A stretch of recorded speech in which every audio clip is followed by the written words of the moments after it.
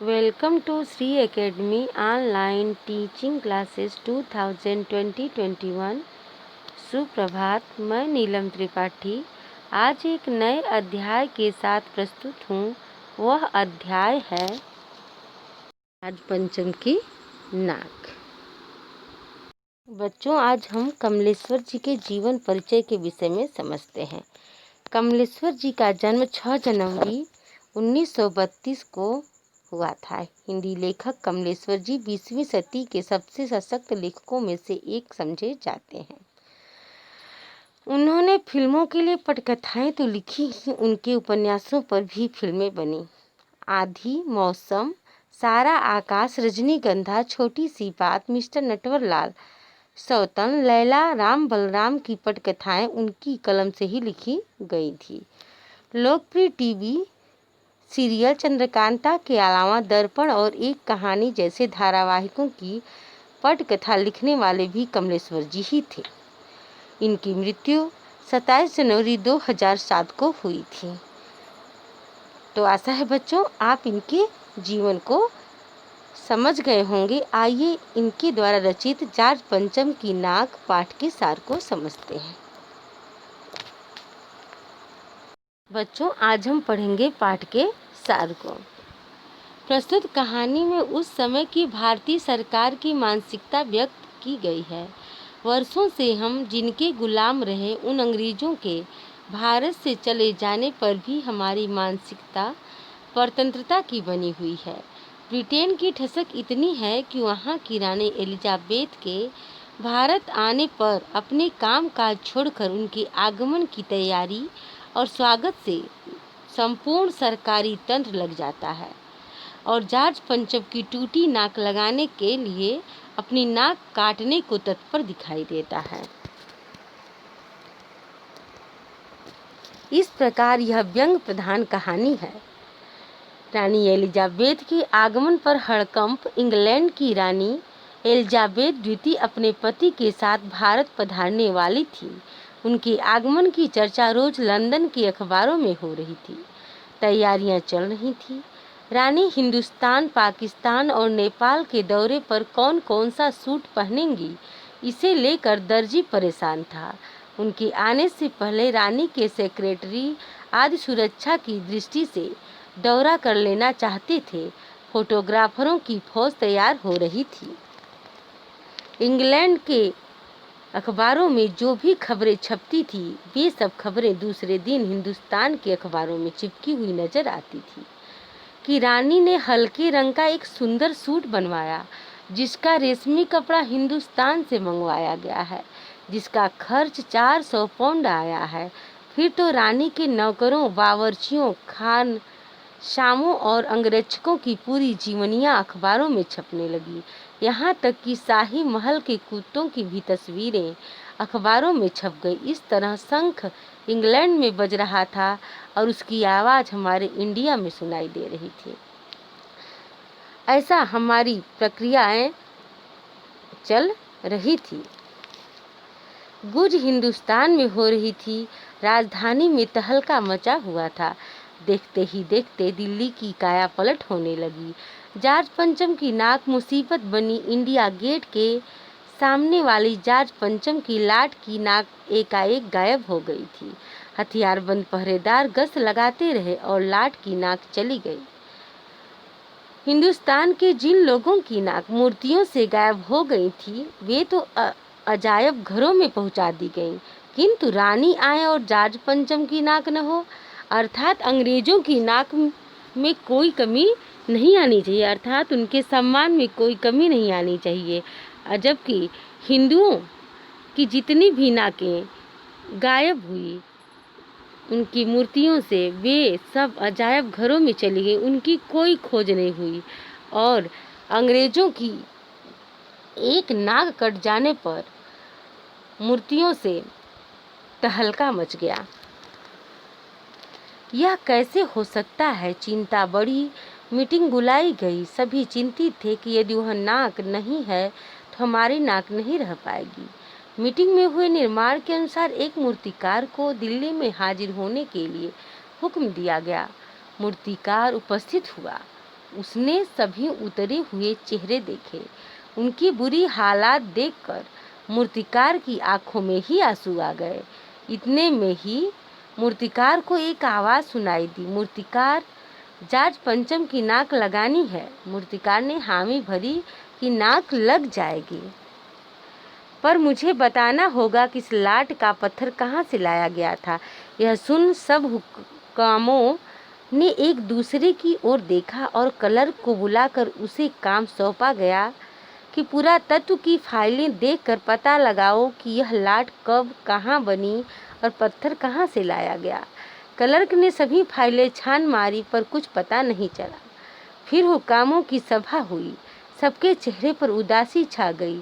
फिर एक कमेटी बनाकर उस नाक की जिम्मेदारी उस पर डाल दी गई। पर मुझे बताना होगा कि इस लाट का पत्थर कहाँ से लाया गया था। यह सुन सब हुक्कामों ने एक दूसरे की ओर देखा और पुरातत्व की फाइलें पुनः देखी। पत्थर की खोज मूर्तिकार को बुलाया। मूर्तिकार ने आश्वासन दिया, परेशान मत होइए, मैं हिंदुस्तान के हर पहाड़ पर जाकर ऐसा पत्थर खोज कर लाऊंगा। कमेटी की जान में जान आई। सभापति ने बड़े गर्व से कहा, ऐसी क्या चीज़ है जो हिंदुस्तान में मिलती नहीं? हर चीज़ देश के गर्भ में छिपी है, ज़रूरत खोज करने की है। खोज करने के लिए मेहनत करनी होगी, इस मेहनत का फल हमें मिलेगा। आने वाला ज़माना खुशहाल होगा। यह छोटा सा भाषण अखबार में छप गया। मूर्तिकार पत्थर की खोज में निकल पड़ा। कुछ दिन बाद हताश लौटा, पत्थर नहीं मिला। उसने सिर लटका कर खबर दी कि हिंदुस्तान का चप्पा चप्पा खोज डाला पर इस किस्म का पत्थर नहीं मिला, यह पत्थर विदेशी है। सभापति तैश में आ गए, बोले, लानत है आपकी अकल पर। विदेशों की सारी चीज़ें हम अपना चुके हैं, दिल, दिमाग, तौर तरीके और रहन सहन।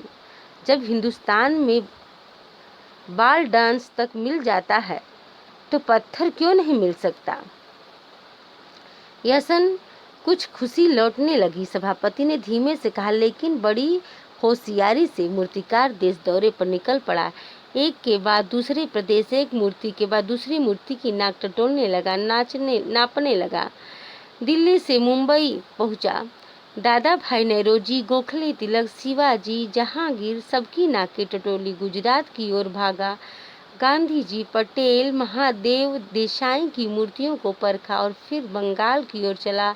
वहाँ गुरुदेव, टैगोर जी, सुभाष चंद्र बोस, राजा राम मोहन राय, सबकी नाकों की नाप ली। फिर बिहार होता हुआ उत्तर प्रदेश आया। आज़ाद, बिस्मिल, नेहरू, मालवीय की लाटों के पास गया। घबराहट में मद्रास पहुंचा, जहां तहां मैसूर, केरल का दौरा करता हुआ पंजाब पहुंचा और लाला लाजपत राय और भगत सिंह की लाटों का सामना किया और अंत में दिल्ली पहुंचकर अपनी मुश्किल बयान की।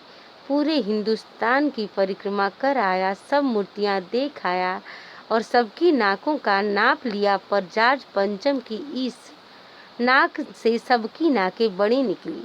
मूर्तिकार से यह बयान सुनकर सारे हुक्काम हताश होकर झुझलाने लगे।